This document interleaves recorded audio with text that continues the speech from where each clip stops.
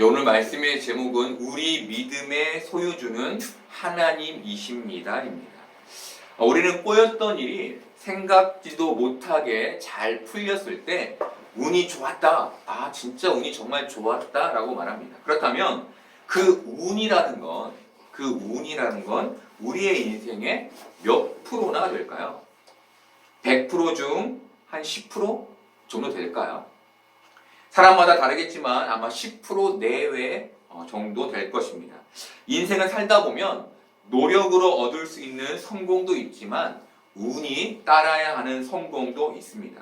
그리고 노력의 결과 끝에 따라오는 운도 있습니다. 하지만 보통 운이 좋다고 하는 것은 좋은 일이 거저 생기는 경우입니다. 예를 들면 구사일생으로 목숨을 잃지 않았거나 갑작스러운 사고에도 다치지 않았을 때입니다. 사람들은 이런 일을 당할 때 운이 좋았다, 하늘이 도왔다 라고 말합니다. 이렇듯 운은 거저 받는 것입니다. 이런 의미에서 우리는 참 운이 좋은 사람들이죠. 왜냐하면 우리는 구원을 거저 받았기 때문입니다. 바울은 구원을 하나님께서 우리에게 주신 선물이라고 말합니다. 에베소서 2장 8, 9절을 보겠습니다. 너희는 그 은혜에 의하여 믿음으로 말미암아 구원을 받았으니 이것은 너희에게서 난 것이 아니요 하나님의 선물이라. 행위에서 난 것이 아니니 이는 누구든지 자랑하지 못하게 함이라. 하나님은 우리에게 구원을 거저 주셨습니다. 그런데 하나님께서 우리에게 구원을 거저 주시기 위해 우리에게 먼저 거저 주신 게 있습니다. 그것이 바로 은혜와 믿음입니다. 은혜와 믿음. 바울은 하나님의 은혜에 의하여 믿음으로 말미암아 구원을 받았다라고 기록합니다. 하나님의 은혜, 믿음, 구원의 순입니다.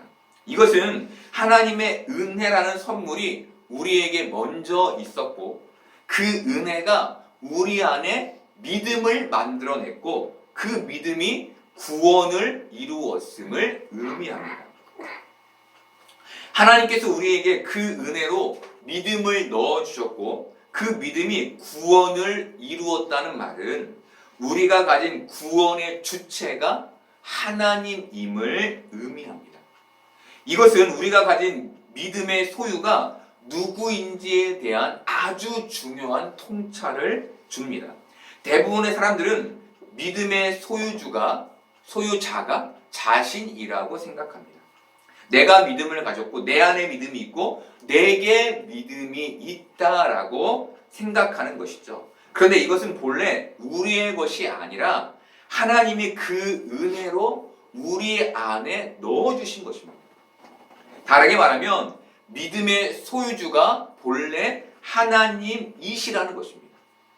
이것은 믿음을 가진 우리에게 대단히 중요합니다.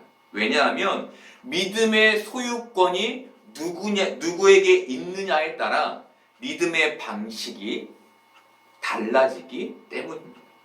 박영선 목사님은 그의 책 하나님의 열심에서 아브라함을 믿음의 사람으로 만드신 분이 하나님이라고 말합니다. 그 믿음의 소유권이 아브라함에게 있었던 게 아니라 하나님께 있었다는 것이죠. 아브라함에게 인생을 주신 분도 하나님이시요 그에게 믿음을 주신 분도 하나님이시며 그를 믿음의 조상 만드신 분도 하나님이시라는 것입니다. 아브라함이 처음부터 믿음이 훌륭했던 게 아니라 하나님께서 그에게 인생을 주시며 하나님의 은혜로 그 안에 하나님을 믿는 믿음을 심어 주셨고 그것으로 인해 이삭을 번제로 드리는 믿음에까지 이르게 하셨다는 것이죠. 믿음이 아브라함 안에서 생겨난 게 아니라 하나님께서 그 안에 믿음을 넣어 주셨다는 것입니다. 믿음의 주체가 하나님이시라는 것이죠. 하나님께서 아브라함으로 하여금 하나님을 온전히 신뢰하며 의지하도록 만들어 가신 것입니다. 이것은 이 현실을 사는 우리의 인생에도 동일하게 작용하고 있습니다. 지금 이 자리에 앉아있는 우리에게 인생을 주신 분은 하나님이십니다. 여러분 그렇게 믿으십니까? 그리고 우리의 마음에 믿음을 주신 분도 하나님이십니다. 그렇게 믿으십니까? 아멘. 이것은 우리 인생과 믿음이 우리의 소유가 아님을 의미합니다. 나라는 존재 자체가 나의 소유가 아닌 하나님의 소유라는 것이죠. 내가 이렇게 육신을 입고 있는데 이런 내가 내 소유가 아닌 하나님의 소유라는 것입니다. 인생도 내 것이 아니요 믿음도 내 것이 아니라면 우리는 우리 인생의 소유권을 주장해서는 안 되는 것입니다. 이 말은 내가 내 인생의 소유주가 되려고 해서는 안 된다는 것이죠. 인간은 돈, 땅, 지식, 인간관계 등을 소유하고자 하는 본능이 있습니다. 그것의 소유자가 되어 그것을 내 것 삼음으로 나를 자랑하고 내세우고 싶은 강한 욕구가 있습니다. 그런데 앞서 본 것처럼 우리는 우리 인생의 소유주가 아닙니다. 가졌어도 소유권을 주장할 수 없다는 것입니다. 그렇다면 우리는 가졌어도 소유권을 주장할 수 없는 이 아이러니를 어떻게 극복할 수 있을까요? 내 것인데 내 것이 아닌 이 아이러니를 어떻게 헤쳐갈 수 있을까요? 소유의 목적을 하나님께 둠으로 가능합니다. 나를 위한 소유에서 나에게 인생을 주시고 믿음을 주신 분을 향한 소유로 내 삶을 전환시키는 것이죠. 나를 위한 삶에서 내게 인생을 주시고 믿음을 주신 분을 위한 삶으로 내 삶을 전환시킴으로 가졌어도 내 소유가 아닌 그 아이러니를 극복할 수 있게 되는 것입니다. 바울은 소유의 전환을 고린도전서 10장 31절에서 이렇게 말했습니다. 그러니 너희가 먹든지 마시든지 무엇을 하든지 다 하나님의 영광을 위하여 하라. 아멘. 너의 삶의 목적을 하나님께 두라는 것입니다. 하나님의 영광을 위해 사는 게 바로 소유권이 이전된, 소유권이 전환된 삶이라는 것이죠. 이게 믿음을 가진 사람의 정체성인 것입니다. 여러분, 믿음은 누구의 소유입니까? 하나님입니다. 우리가 이것을 분명히 해야 우리 인생의 목적을 나 자신에서 하나님으로 변환시킬 수 있는 것입니다. 바울은 신라와 함께 복음을 전하다 귀신 들린 점치는 여종의 귀신을 쫓아내므로 그 여종의 주인들에게 손해를 끼치게 됐습니다. 그 여종의 주인들은 점치는 여인을 통해 많은 이득을 얻고 있었거든요. 이 귀신을 쫓아내자 여종이 더 이상 점을 못 치게 된 것이죠. 손해를 끼치게 된 것입니다. 귀신 들린 점치는 여종의 주인들은 손해를 보게 됐고 바울과 실라를 고발하게 됐습니다. 바울과 실라는 매를 맞고 로마 감옥에 갇히게 됐습니다. 그런데 성경은 그들이 그 고난 속에서, 그 불행 속에서 하나님께 기도하고 하나님을 찬송했다고 기록합니다. 여러분, 이게 어떻게 가능했을까요? 참 불행하잖아요. 나는 복음을 전한 죄밖에 없는데, 귀신, 나쁜 거잖아요. 쫓아난 것밖에 없는데 내가 감옥에 갇히는 불행이 닥쳤어요. 얼마나 원망스러워요. 그런데 어떻게 그들은 기도하고 하나님을 찬송할 수 있었을까요? 그들의 인생의 소유권을 하나님께 두었기 때문이었습니다. 아멘. 그래서 그들은 그 불행함 속에서도 하나님께 기도하며 찬송할 수 있었던 것입니다. 다른 말로 하나님께 영광을 돌릴 수 있었던 것이죠. 바울은 데살로니가전서 5장 16절부터 18절까지에서 이렇게 말합니다. 항상 기뻐하라, 쉬지 말고 기도하라, 범사에 감사하라. 이것이 그리스도 예수 안에서 너희를 향하신 하나님의 뜻이니라. 이 말씀은 참 우리가 많이 들어본 말씀이고 또 지켜내기 어려운 말씀이기도 합니다. 왜냐하면 내 현실이 기쁨과 기도와 감사의 조건을 갖추지 못하기 때문이죠. 그런 조건을 갖추었다면 항상 기뻐하고 기도하고 감사했겠죠. 그런데 우리의 인생이 그런 조건을 갖추지 못하는 거예요. 그래서 이걸 지켜내는 게 너무 어려운 것이죠. 그런데 이것은 기쁨과 기도와 감사의 주체가 나이기 때문에 그런 것입니다. 그 기도와 기쁨과 감사의 주체가 나이기 때문에 내가 지켜내지 못하는 거예요. 바울이 데살로니가의 교인들에게 썼던 이 편지의 근저에는 너희는 너희 인생의 소유자가 아님이 있었습니다. 너희는 너희 인생의 주체가 아니라는 것이죠. 너희 인생의 주체는 하나님이시라는 게 이 바울의 편지의 근저에 있는 것입니다. 하나님이 너희 인생의 주체이실 때 그 어떤 상황에서도 항상 기뻐하고 쉬지 않고 기도하고 범사에 감사할 수 있게 된다는 것을 바울이 말하는 것입니다. 여러분, 우리가 우리의 인생의 소유권을 주장할 때 우리는 이스라엘 백성들이 물이 없어서 먹을 것이 없어서 하나님을 원망하고 불평했던 것처럼 우리 역시 하나님께 불평과 원망을 드릴 수밖에 없습니다. 하지만 우리가 우리 인생의 소유권을 하나님께 넘기고 그의 영광을 위해 살 때 우리는 항상 기뻐하며 쉬지 않고 기도하며 범사에 감사할 수 있게 되는 것입니다. 아멘. 이렇듯 우리가 우리 인생의 소유권을 하나님께 분명히 넘길 때 하나님이 주신 믿음으로 하나님을 신뢰하고 의지함으로 고난을 이기는 신앙으로 나아갈 수 있게 되는 것이죠. 사마리아 여인은 자신의 처지를 꿰뚫어 본 예수님을 선지자로 알았습니다. 그래서 예수님께 이 산에서 예배해야 하는지 저 산에서 예배해야 하는지 어느 산이 진짜 하나님이 계신 산인지를 물은 것입니다.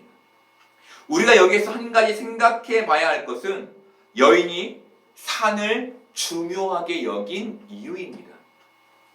여인은 왜 산을 중요하게 여겼을까요? 믿음을 자신의 소유라고 생각했기 때문이었습니다. 믿음이 자신의 것이었다는 것은 그 믿음이 자신에게 대단히 소중한 것이었음을 의미합니다. 여러분, 우리가 내 것은 소중하죠? 그렇죠? 내가 가지고 있으면 소중해요. 마찬가지로 여인이 믿음을 자신의 것으로 가지고 있었기 때문에 소중했던 것이죠. 여인은 그 소중한 믿음을 아무 산에서나 드릴 수 없었던 겁니다. 그래서 하나님이 계시는 진짜 산을 궁금해 했던 것이죠. 내 소중한 믿음을 드릴 진짜 산은 어디입니까?를 예수님께 묻게 된 것입니다. 그런데 예수님이 뭐라고 하셨나요? 여자여 내 말을 믿으라. 이 산에서도 말고 예루살렘에서도 말고 너희가 아버지께 예배할 때가 이르리라 라고 말씀하셨죠.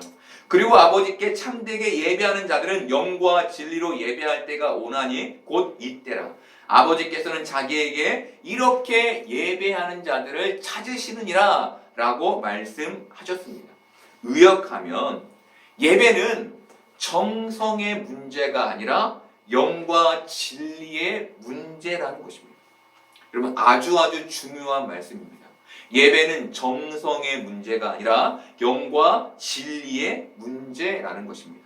여러분, 많은 사람들이 기도의 응답을 받기 위해 지금도 기도합니다. 문제는 여인처럼 믿음을 자기의 소유라고 착각한 채 그 믿음을 정성스럽고 열정적으로 들여서 기도의 응답을 따내려 한다는 것입니다. 여인에게 예수님은 영과 진리를 말씀하셨습니다.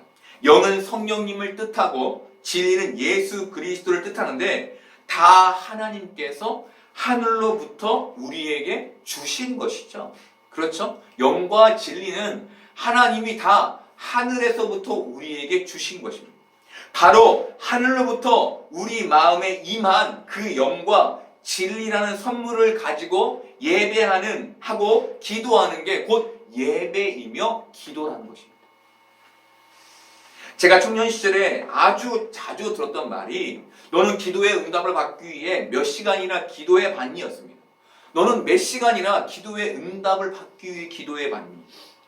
이렇듯 얼마나 기도했는지 얼마나 정성을 들였는지가 기도의 응답을 받는 조건이라고 여겨졌습니다. 그런데 우리의 믿음이 하나님께로부터라면 기도의 응답이라는 말 자체에 모순이 생깁니다. 왜입니까? 기도 역시 나를 위한 기도일 수 없기 때문이죠. 기도의 응답이란 내가 요구하여 받는 것인데 믿음이 하나님께로부터라면 그 믿음을 발휘하여 기도의 응답을 받는다는 게 말이 안 되는 것이죠.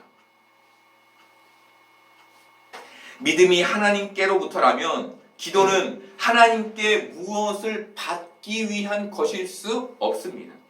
기도는 하나님께 드리기 위한 것, 즉 하나님의 뜻을 더욱 깊이 깨닫고 믿음으로 살아가기 위한 것이 됩니다. 아멘. 이렇듯 믿음이 우리의 소유가 아니라면 우리 기도의 목적 또한 나를 위한 기도에서 하나님을 위한 기도로 바뀌어야 맞는 것이죠. 아멘. 여러분, 이것이 소유권을 이전한 그 사람이 갖는 믿음의 방식이며 삶의 방식인 겁니다. 여러분, 많은 사람들이 기도를 정성으로 하는 것이라고 생각합니다. 기도는 정성으로 하는 것이지. 정성으로 기도했던 이유는 정성을 들이면 응답을 받게 된다는 생각 때문이었습니다. 하지만 믿음의 소유주가 하나님이라면 우리에게 필요한 기도는 정성의 기도가 아닌 진심의 기도입니다. 내 정성을 들여서 하나님께 그 복을 따내는 게 아니라 지금 그 하나님 앞에 서 있는 내 마음이 진심이냐는 것이죠. 이 차이를 잘 이해하셔야 합니다. 불교의 한 스님이 복을 비는 불교는 더 이상 불교가 아니라고 말했습니다. 이것은 세속화되어 있는 불교를 향한 자기각성, 자기 성찰에서 나온 말이었습니다. 그런데 불교에는 기복적인 신앙이 여전합니다. 불교에는 기복적인 신앙이 편만합니다. 불교에 가보면 기와에 써놓은 기도 제목과 연등에 달아놓은 기도의 제목들이 가득합니다. 수능 100일 기도도 불교에서 시작된 것이죠. 얼마 전에 추석실 간호사와 대화를 하게 됐습니다. 이분이 불교신데 화순에 있는 절에 다니다가 해인사로 절을 바꾸셨다는 거예요. 절을 바꾼 이유는 이분의 아들이 영천으로 군대를 갔는데 그 가까운 곳에서 아들의 건강을 기원하기 위해서였답니다. 이분이 해인사에 가서 한 일은 아들의 건강한 군 생활을 위해 18개월 동안 불이 꺼지지 않는 연등을 돈을 주고 달아놓는 것이었습니다. 이것은 자신의 정성, 뭡니까? 돈이죠, 돈. 자신의 정성을 들이면 자식의 건강이 보존될 것이라고 믿는 믿음, 바로 이 기복적인 믿음에 기인한 것이었습니다. 여러분, 정성을 들인다는 건 좋은 일입니다. 하지만 우리가 점검해야 할 것은 그 정성이 담고 있는 믿음의 소유권인 것이죠. 내가 어떤 일에 정성을 들이는 목적이 나의 유익에 있다면 그것은 미신이며 하나님을 자신의 인생의 소유주로 인정하지 않는 데서 나오는 자기 열심인 것입니다. 우리가 이것을 기억해야 하는 거예요. 그래서 우리는 정성의 기도에서 진심의 기도로 넘어가야 하는 것입니다. 예수님은 제자들에게 나를 따르려거든 너희 십자가를 지고 나를 따를지니라 라고 말씀하셨습니다. 이 말은 너희 삶의 소유주가 되려는 그 마음을 부정하라는 의미였습니다. 여러분, 우리가 우리 인생의 소유주가 되는 순간 우리는 하나님께 영광을 올려드리는 삶에서 멀어질 수밖에 없습니다. 그때부터는 자기 영광을 위해 사는 존재가 되고 마는 것이죠. 그렇다면 기도는 어떻게 하는 걸까요? 우리는 뭘 위해, 뭘 기도해야 하는 걸까요? 하나님의 영광을 위해 기도해야 합니다. 내가 내 인생의 소유자로서 하던 인본주의적인 기도에서 탈피하여 내 인생을 소유하신 하나님께 나를 하나님의 영광을 위해 사용해 달라고 기도해야 하는 것이죠. 여러분은 자녀를 위해 어떻게 기도하십니까? 여러분의 삶을 위해 어떻게 기도하십니까? 그의 인생이 잘 되고 그의 삶이 빛나기를 기도하십니까? 나의 인생이 잘 되고 내가 건강하기를 기도하십니까? 그의 인생이 하나님의 영광이 되고 그의 삶이 하나님께 빛나게 해달라고, 내가 인생의 건강함으로 하나님께 영광을 돌리게 해달라고 기도하는 여러분들 되시기를 바랍니다. 그렇게 소유권을 하나님께 이전한 기도를 드리시는 여러분들 되시기를 바랍니다. 짐 엘리엇이라는 선교사가 있었습니다. 그는 목사인 아빠 아래에서 독실한 기독교인으로 자랐습니다. 그의 꿈은 선교사였고 그는 그 길을 준비하며 달려갔습니다. 근데 그는 에콰도르 정글을 밟은 지 며칠이 되지 않아 정글의 부족의 창에 찔려 죽게 되었습니다. 하나님의 일을 꿈꾸며 그 수많은 날을 기도했던 한 청년이 그의 꿈을 펼쳐보지도 못한 채 순교한 것입니다. 더 안타까운 것은 그에게 아내와 10개월 된 딸이 있었다는 것입니다. 그가 가진 좌우명은 영원한 것을 얻기 위해 영원하지 않은 것을 버리는 것은 어리석은 일이 아니다 였습니다. 그의 아내 엘리자벳 엘리엇은 이렇게 고백합니다. 이건 비극이 아니었다. 하나님은 만사의 계획과 목적을 갖고 계신다. 그리고 이들에게 힘이 됐던 말씀은 고린도후서 5장 5절이었습니다. 이것을 우리에게 이루게 하시고 보증으로 성령을 우리에게 주신 이는 하나님이시니라. 엘리자베스 엘리엇이 쓴 영광의 문에서 엘리자베스 엘리엇은 이렇게 회고합니다. 사람들은 짐과 그와 함께 죽은 이들을 영웅으로 순교자로 칭송했다. 나는 찬성하지 않는다. 본인들도 찬성하지 않을 것이다. 그리스도를 위해 사는 것과 그리스도를 위해 죽는 것이 그토록 크게 다른 일이란 말인가? 후자는 전자의 논리적 귀결이 아닌가? 뿐만 아니라 하나님을 위한 삶은 그 자체가 사도 바울의 말대로 날마다 죽는 것이다. 그리스도를 얻기 위해 모든 것을 잃는 것이다. 그렇게 우리 목숨을 버릴 때 우리는 그것을 도로 얻는다. 여러분, 우리가 기대하는 삶의 모습이 아니죠. 우리가 기대하는 기도의 응답이 아닙니다. 하지만 순교한 그들이 했던 그 기도는 결국 응답되었습니다. 그 부족은 그의 순교로 말미암아 선교가 되었고 그 순교자들 죽였던 사람 중에 한 사람이 목사가 되었습니다. 여러분, 이것이 그의 인생과 그의 믿음의 소유권이 하나님께 있음을 알았던 사람의 모습입니다. 이것이.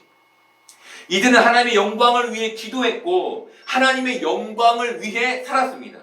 이것이 그들의 삶의 목적이었습니다. 여러분, 짐 엘리엇의 전기를 보면 그가 하나님께 선교를 위해서만 기도한 게 아님을 볼 수 있습니다.